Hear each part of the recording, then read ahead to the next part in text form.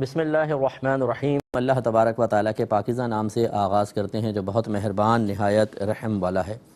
درس بخاری کا سلسلہ جاری و ساری ہے اور پچھلے پروگرام میں 1941 نمبر حدیث پاک ذکر کی تھی، اور آپ جانتے ہیں کہ کتاب الصوم چل رہی ہے، یعنی امام بخاری رحمۃ اللہ علیہ اس حصہ کتاب میں روزوں سے متعلقہ مسائل ذکر فرما رہے ہیں۔ چنانچہ ارشاد فرماتے ہیں کہ اس حدیث میں ویسے بیان ہو گئی تھی لیکن تھوڑا سا اس پہ تبصرہ مزید کر لیتے ہیں کہ حضرت ابن ابی اوفا رضی اللہ تعالی عنہ سے مروی ہے کہ ہم رسول اللہ صلی اللہ علیہ وسلم کے ساتھ محو سفر تھے۔ آپ نے ایک شخص سے فرمایا سواری سے اترو اور میرے لیے ستو گھولو۔ اس نے کہا یا رسول اللہ صلی اللہ علیہ وسلم ابھی سورج ہے۔ آپ نے فرمایا اترو اور میرے لیے ستو گھولو۔ اس نے پھر یہ عرض کیا رسول اللہ صلی اللہ علیہ وسلم ابھی تو سورج باقی ہے۔ آپ نے فرمایا اترو اور میرے لیے ستو گھولو۔ پس اس نے اتر کر ستو گھولے، آپ نے ستو پیے۔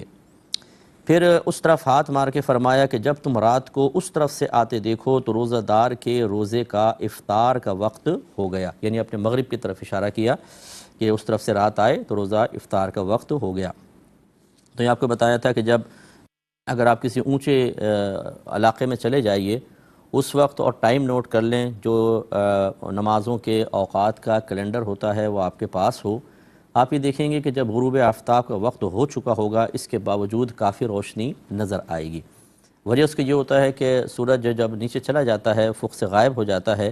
پھر بھی چونکہ اس کی روشنی تھوڑی بہت آ رہی ہوتی ہے تو دن تھوڑا تھوڑا روشن سا نظر آتا ہے، اور لیکن تھوڑی دیر بعد ہی پھر ایک دم اندھیرا ہونا شروع ہو جاتا ہے اور اندھیرا چھا جاتا ہے۔ تو رحمت کونین صلی اللہ علیہ وسلم چونکہ اوقات کو بہترین طریقے سے پہچانتے تھے تو لہٰذا آپ نے ملاحظہ فرمایا کہ سورج ڈوب چکا ہے، صرف اس کی تھوڑی سی روشنی بظاہر نظر آ رہی ہے لیکن وہ آخری کرن بھی چلی گئی ہے،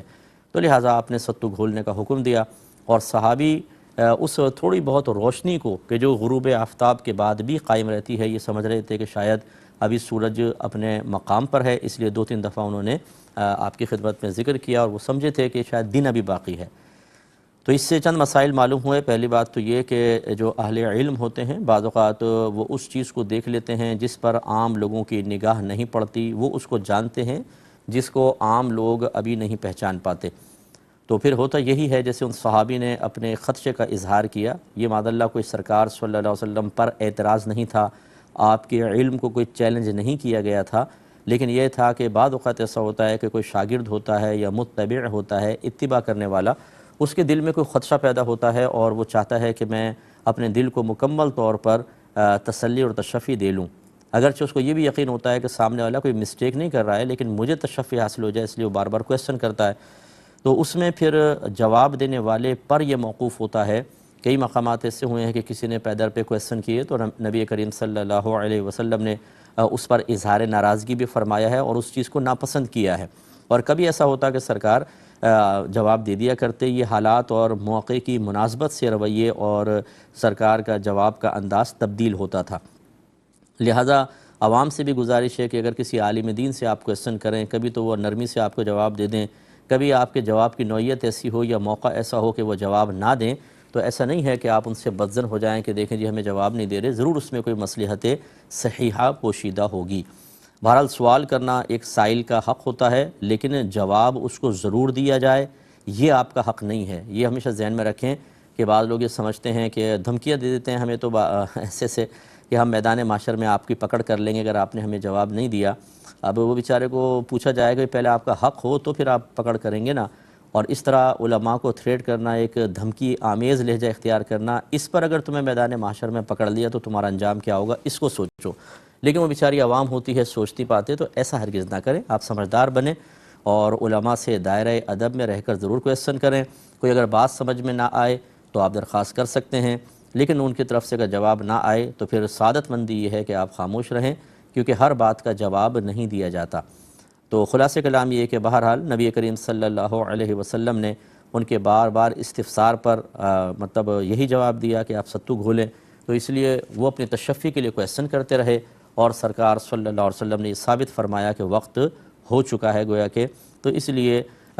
جب کبھی آپ عالم دین کے پاس جائیں اور آپ محسوس کریں کوئی ایسی چیز کہ انہوں نے جواب تو دے دیا ہے لیکن آپ کو سمجھ میں نہیں آ رہا، تو سب سے پہلے تو اس کو حکمت پر محمول کریں، اعتراض نہ کریں، اور پھر آپ دائرہ ادب میں رہ کر کویسچن کر سکتے ہیں۔ اگلی حدیث کی طرف آتے ہیں۔ 1942ویں یہ حدیث ہے مختصر سی، یہ بھی لے لیتے ہیں کہ سیدہ عائشہ صدیقہ رضی اللہ تعالی عنہا بیان کرتی ہیں کہ حضرت حمزہ بن عمرو اسلمی نے کہا، یا رسول اللہ میں مسلسل روزہ رکھتا ہوں۔ بس اتنی بات۔ ابھی یہ ایک مختصر حصہ ہے، اتنی سی حدیث لے کر آئے ہیں، آگے اس کی پوری حدیث اگلے نمبر کے ساتھ آ رہی ہے، اور وہ کیا ہے؟ 1943 نمبر حدیث پاک ہے۔ سیدہ عائشہ صدیقہ رضی اللہ تعالی عنہا بیان کرتی ہیں کہ حضرت حمزہ بن عمرو اسلمی نے نبی کریم صلی اللہ علیہ وسلم سے عرض کی کہ کیا میں سفر میں بھی روزہ رکھوں؟ سیدہ عائشہ فرماتی ہیں اور وہ بہت زیادہ روزہ رکھتے تھے، تو سرکار مدینہ صلی اللہ علیہ وسلم نے جواب دیا کہ تم چاہو تو روزہ رکھو اور تم چاہو تو روزہ چھوڑ دو، یعنی سفر کے اعتبار سے۔ تو حضرت حمزہ بن عمرو اسلمی بہت زیادہ روزے رکھا کرتے تھے، تو سرکار سے مشورہ طلب کیا ہے کہ میں سفر میں روزہ رکھوں یا نہ رکھوں، تو رحمت کونین صلی اللہ علیہ وسلم نے جیسے قرآن کے اندر حکم ہے کہ روزہ چھوڑنے کی اجازت ہے، لیکن متصلاً یہ فرمایا گیا کہ روزہ رکھنا بہرحال تمہارے لیے بہتر ہے۔ تو شرعی مسئلہ یہی ہے کہ حالت سفر میں اگر آپ سمجھتے ہیں، اور حالت سفر کا تعین بار بار ہم آپ کو کر ہی دیتے ہیں کہ اپنے شہر کی حدود سے آپ باہر نکل جائیں، اور ارادہ یہ ہو کہ کم از کم 92 کلومیٹرز متصلاً لگاتار میں سفر کروں گا، تو آپ شرعی مسافر ہوں گے۔ اس کا مطلب یہ ہے اگر آپ گھر میں ہیں اور سحری گھر میں کر رہے ہیں اور صبح سفر کرنے کا ارادہ ہے، تو ابھی تو آپ مسافر ہوئے ہی نہیں، آپ مقیم ہیں، یہ روزہ رکھنا آپ کو فرض ہے۔ اگرچہ آپ ابھی روزہ رکھ کر اور فجر کے فوراً بعد ہی سفر پہ روانہ ہوں گے اور سارا دن سفر میں نکلے گا، لیکن بہرحال آپ ابھی مقیم کہلائیں گے، یہ روزہ آپ کو رکھنا لازم ہوگا۔ ہاں، اگر آپ شہر کی حدود سے باہر نکل گئے اور وہی باقی شرائط ہیں، تو اب آپ جو سفر میں آپ کو سحری ملے گی، اس میں آپ مطلب وہ آپ کے لیے عذر ہے کہ آپ چاہیں تو روزہ رکھیں اور چاہے تو روزہ چھوڑ بھی سکتے ہیں۔ تو شہر کی حدود سے باہر نکلنا، اور دوسرا کم از کم 92 کلومیٹرز دور جانا۔ چنانچہ اگر آپ نے 60 کلومیٹر دور جانا ہے، 40-50، تو آپ مسافر نہیں ہیں، آپ کو روزہ رکھنا لازم ہے۔ اور پھر متصلاً لگاتار چلنا، لہٰذا فرض کر لیں کہ 30 کلومیٹر پر آپ جا کر آپ کا ارادہ ہے کہ میں ایک جگہ اسٹے کروں گا، پھر وہاں سے میں جاؤں گا 60 کلومیٹر، اور پھر وہاں تھوڑی دیر اسٹے کروں گا، پھر ایک دن اسٹے فرض کر لیں کروں گا، پھر میں جاؤں گا 70 کلومیٹر۔ تو اگر ٹوٹل کو دیکھیں تو آپ گھر سے ارادہ کر کے نکلے ہیں 92 کلومیٹر سے زیادہ دور جانے کے ارادے سے، لیکن یہ چلنا لگاتار نہیں ہے، درمیان میں آپ اسٹے کرتے ہوئے جا رہے ہیں، لہٰذا پہلے سے لے کر دوسرے جو منزل ہے آپ کی، اس فاصلے کا اعتبار ہوگا بس۔ یہ فرض کرنے کا 60 کلومیٹر، تو آپ مسافر نہیں ہیں، تو اب آپ کو روزہ رکھنا ہوگا۔ پھر وہاں سے دوسرے جو پوائنٹ ہے اس کا فاصلہ دیکھا جائے گا، اگر وہ 30 کلومیٹر ہے فرض کر لیں، وہ بھی 92 نہیں ہے، تب بھی آپ شرعی مسافر نہیں رہیں گے۔ تو یہ ضروری ہوتا ہے کہ آپ شہر کی حدود سے باہر نکلیں اور متصلاً لگاتار کم از کم 92 کلومیٹر دور جانے کا ارادہ ہو، اور وہ ارادہ بھی لگاتار چلتے ہوئے جانے کا ہو، پھر آپ شرعی مسافر بن جاتے ہیں۔ اب آپ کو اختیار دیا جاتا ہے کہ چاہیں تو آپ روزہ رکھ لیں اور چاہے چھوڑ دیں۔ اور یہ یاد رکھیے کہ بعض شرعی احکام ایسے ہوتے ہیں کہ ان احکام کا جو سبب ہوتا ہے یا علت ہوتی ہے وہ پوشیدہ ہوتی ہے، تو پھر وہ علت اور سبب پر حکم نہیں لگ رہا ہوتا بلکہ ظاہر پر لگتا ہے۔ کیا مطلب؟ میں مثال سے آپ کو سمجھاتا ہوں، پہلے ایک اور مثال سے دیکھیں۔ کہتے ہیں کہ نیند سے روزہ ٹوٹ جائے اور نیند سے وضو ٹوٹ جاتا ہے۔ کیوں ٹوٹ جاتا ہے؟ نیند تو کوئی ایسی چیز نہیں ہے کہ وضو کو توڑ دے، لیکن مسئلہ یہ ہے کہ جب آدمی سوتا ہے نا تو استرخائے مفاصل ہوتا ہے۔ استرخاء مانے ڈھیلا ہو جانا، مفاصل مانے جوڑ، تو جوڑ ڈھیلے ہو جاتے ہیں۔ جب جوڑ بالکل ڈھیلے ہوتے ہیں، آدمی بالکل سو رہا ہے، تو ان جوڑوں کے اندر ہوا موجود ہوتی ہے، اس لیے آپ کبھی انگلی چٹکاتے ہیں، کڑک کر کے آواز آتی ہے، ہوا نکلتی ہے، تو یہ ہوا موجود ہوتی ہے۔ جب استرخائے مفاصل ہوتا ہے، جوڑ ڈھیلے پڑتے ہیں، تو یہ ہوا چلتی ہے اور خروج ہوا کے امکانات بڑھ جاتے ہیں۔ اب آدمی سو رہا ہے، ہو سکتا ہے سوتے میں خروج ہوا کا مسئلہ ہوا ہو اور اس سے وضو ٹوٹ جاتا ہے، لیکن جب ایک آدمی سو کے اٹھتا ہے تو اس خروج ہوا کا معاملہ مخفی ہوتا ہے، پوشیدہ ہوتا ہے، اسے کیا پتہ ہوا کہ نہیں ہوا۔ تو اس لیے چونکہ وہ مخفی علت اور سبب ہے حقیقتاً، تو اس سے وضو ٹوٹنا تھا، لیکن چونکہ وہ پوشیدہ ہے، مخفی ہے، اس لیے شریعت ظاہر پر حکم لگاتی ہے، یعنی نیند پر، کہ سو گئے تو وضو ٹوٹ جائے گا۔ اس کا مطلب یہ ہوا کہ اب ہو سکتا ہے نہ بھی ہوا ہو خروج ہوا، اور ہو سکتا ہے ہوا بھی ہو، لیکن شریعت نے اس پر بیس ہی نہیں بنایا، کیونکہ اصل تو سبب وہ تھا لیکن مخفی تھا، اس لیے اب ظاہر کو بس دیکھیں گے۔ سو گئے تو آپ کا وضو گیا۔ اب یہاں آ جائیں، سفر میں کس کو مشقت محسوس ہو رہی ہے، کس کو نہیں، یہ معاملہ ایک مخفی معاملہ ہے۔ ایک شخص بزنس کلاس میں فلائٹ میں سفر کر رہا ہے، لیکن ہو سکتا ہے اس کے لیے یہ سفر انتہائی دشوار ہو، وہ بیمار ہو، کوئی ٹینشن میں ہے، کسی غم میں ہے، کوئی اس کا قریبی عزیز فوت ہو گیا، جیسے UK US سے آتے ہیں، کوئی بہت ہی پیارا فوت ہو گیا اور فلائٹ ہے جی 12 گھنٹے کی، 14 گھنٹے کی، تو اس کے لیے تو وہ سفر طے کرنا ایک عذاب ہے، بہت بڑا عذاب ہے۔ اور کوئی ایسا ہے کہ جو خچروں اور گدھوں پر جا رہا ہے، تب بھی اس کو مشقت محسوس نہیں ہو رہی، کیونکہ وہ ان سفروں کا عادی ہے۔ تو اس لیے چونکہ اصل میں روزہ چھوڑنے، سفر میں روزہ چھوڑنے کا سبب اور علت مشقت تھی، لیکن یہ معاملہ مشقت تو مخفی ہے۔ تو ابھی جیسے آپ کو سمجھایا کہ جب اصل سبب علت مخفی ہو تو حکم صرف ظاہر کے اوپر لگتا ہے، لہٰذا ظاہر یہ ہے کہ سفر سبب بنتا ہے مشقت وغیرہ کا، تو اس لیے چونکہ وہ معاملہ مخفی ہے تو ظاہر پر حکم لگا دیا، جیسے خروج ہوا اصل تھی لیکن نیند پر حکم لگا دیا، ایسے یہاں پر ہوتا ہے۔ چنانچہ اگر کوئی شخص سفر پہ جاتا ہے، اب آپ اگر اس بات کو میری سمجھ لیں گے تو اس کا جواب بھی بآسانی مل جائے گا کہ بعض لوگ کہتے ہیں یار یہ تو جہاز میں سفر کر رہے ہیں، اس کو کیا مشقت، وہ تو مشقت ہوتی، تکلیف ہوتی تب روزہ چھوڑتے نا، اب آپ تو فلائٹ میں جا رہے ہیں آپ تو روزہ رکھیں۔ نہیں، یہ ڈیڑھ ہوشیاری ہم نہیں کر سکتے ہیں، زبردستی نہیں کر سکتے ہیں۔ اگر وہ رکھنا چاہے، خود اس کے لیے آسانی ہے تو وہ رکھ لے، بہت اچھی بات ہے، وہ تو گدھے اور خچر پہ سفر کرنے والا بھی رکھ لے تو بہتر ہے۔ لیکن اگر وہ فلائٹ میں سفر کرنے والا بھی روزہ چھوڑ رہا ہے تو شریعت نے اس کو بالکل اجازت دی ہے، کیونکہ وہ اپنی مشقتوں کو خود جاننے والا ہے، اور اگر مشقت کا معاملہ مخفی بھی رہے تب بھی ظاہر پر چونکہ حکم ہے، اس لیے سفر پر جانے والا روزہ چھوڑ سکتا ہے، اور رکھ لیں تو بہتر ہے۔ اور اس میں کوئی لعنت ملامت نہیں کرنا چاہیے، جس نے رکھا اسے برا بھلا نہ کہیں، اور وہ شخص انہیں برا بھلا نہ کہے جنہوں نے نہیں رکھا، یہ آگے انشاءاللہ حدیثوں میں یہ بات بھی آئے گی۔ تو ابھی حضرت حمزہ بن عمر اسلمی رضی اللہ تعالیٰ عنہ نے سرکار سے اجازت طلب کی کہ کیا میں سفر میں روزہ رکھوں،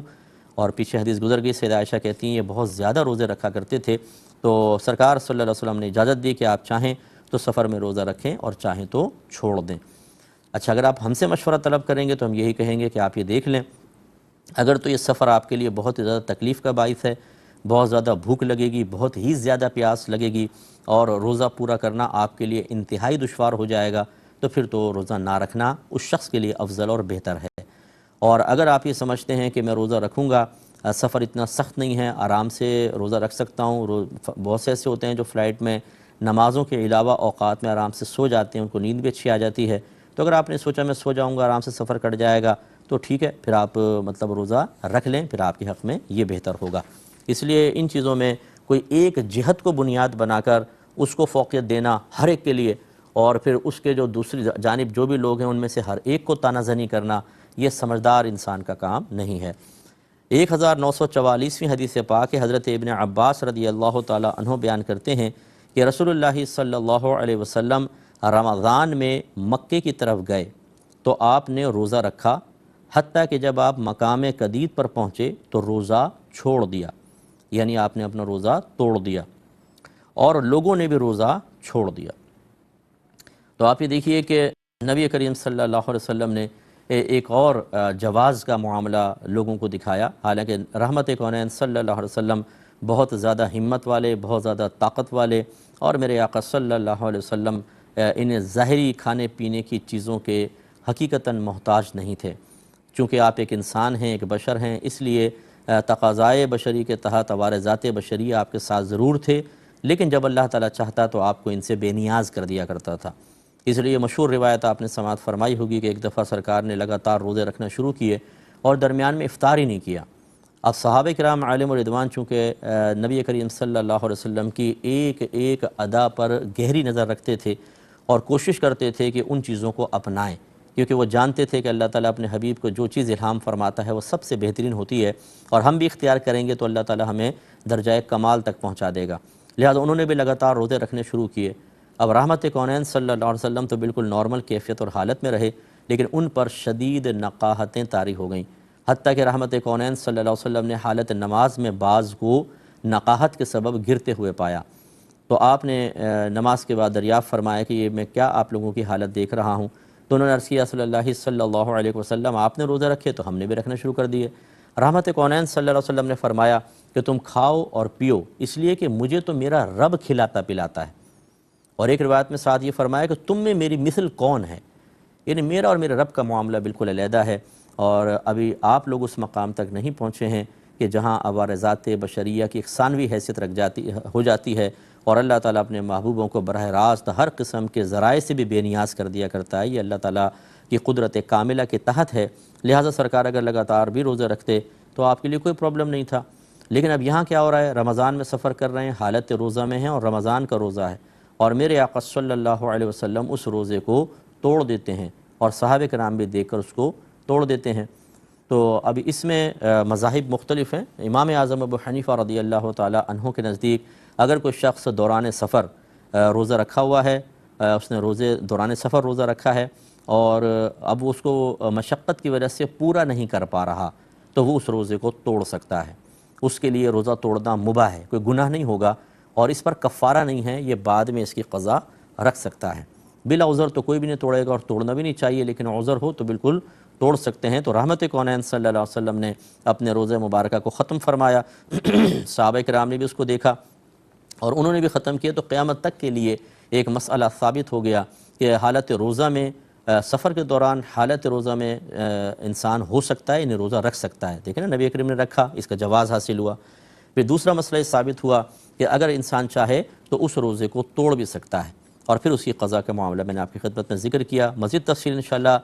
ذکر کریں گے دوسرے پروگرام میں۔ وآخر دعوانا ان الحمدللہ رب العالمین۔ اللہم صلی علی محمد